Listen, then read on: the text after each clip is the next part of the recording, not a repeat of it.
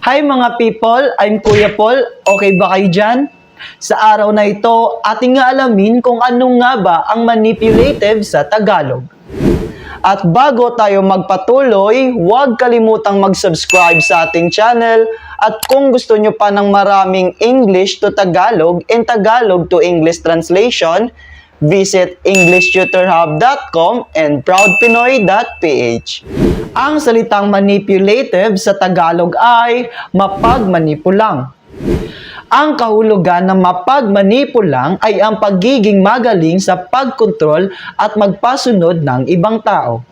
Dagdag pa rito, ito ay ang pagkontrol sa isang tao o sa isang bagay para sa sariling kapakanan o layunin.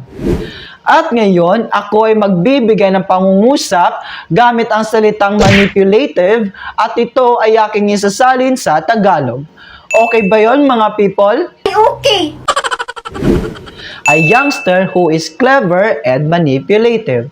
In Tagalog, isang kabataan na matalino at mapagmanipulang.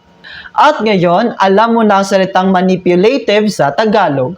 At kung gusto nyo pa ng maraming English to Tagalog and Tagalog to English translation, mag-subscribe sa ating channel para lagi kang updated.